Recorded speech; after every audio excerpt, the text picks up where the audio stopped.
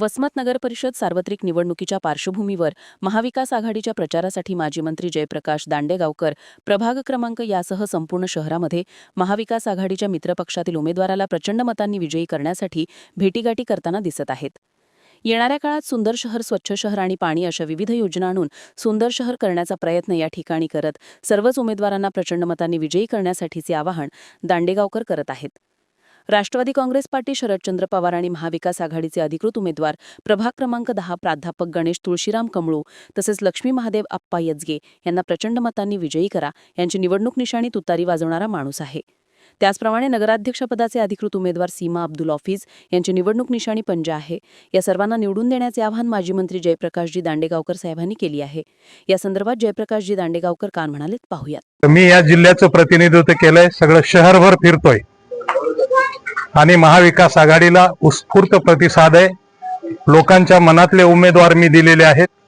अत्यंत चारित्र्यवान, लोकांसाठी उपयोगी पडणारे, गुत्तेदारी न करणारे, गुटखा वाळू हा व्यवसाय न करणारे असे स्वच्छ चारित्र्याचे उमेदवार दिलेले आहेत।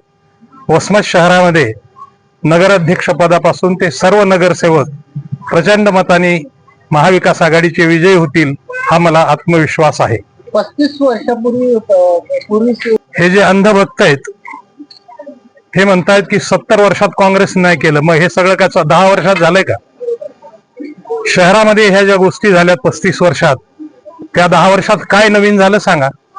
पिण्याच्या पाण्याची योजना अगोदरचीच आहे, रस्ते त्यावेळचेच आहेत, दिवाबत्ती त्यावेळची आहे, उलट हाय मास्क बसवले का बसवले जरा विचारा।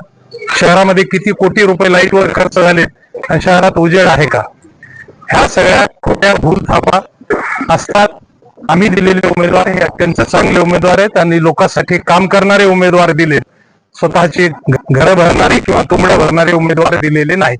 आपले प्रतिस्पर्धी म्हणतात की मागील प्रतिस्पर्धी काय म्हणतात हे मी कधी ऐकतही नाही। मी तुम्हाला खरं सांगतो, माझा स्वतःचाच कार्यक्रम एवढा असतो की त्याच्यामध्ये चिल्लर लोक कोण काय बोलले याच्याकडे मी कधी लक्ष देत नाही। आम्ही याला अत्यंत चांगलं शहर, जिथे वाहतूक सुरळीत होईल, नळाला नियमित पाणी येईल, शहर सकाळी 7:30 वाजता स्वच्छ राहील, आरोग्याची व्यवस्था, शिक्षणाची व्यवस्था या नगरपालिकेच्या जबाबदाऱ्या आहेत।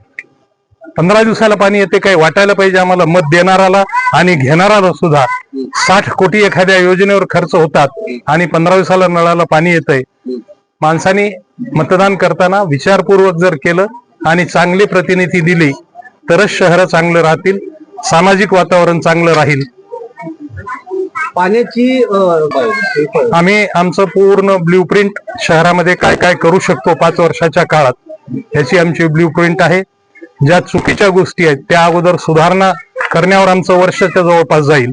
नळाला नियमित पाणी आणणं, लाईट नियमित देणं ह्याच्यावरती जवळजवळ 1 वर्ष जाईल। ड्रेनेजची व्यवस्था, अंडरग्राऊंडचा कोणीतरी विचार केलाय का? या शहराला आतापर्यंत अंडरग्राऊंड ड्रेनेज व्हायला पाहिजे होतं। आमची ब्ल्यूप्रिंट तयार आहे। जर लोकांनी संधी दिली तर पहिल्या 1 वर्षात घाण स्वच्छ करू सगळ्या शहरातली आणि पुढच्या 4 वर्षामध्ये विकासाचा कार्यक्रम। नंदू परदेशी, NTV न्यूज मराठी, वसमत, हिंगोली।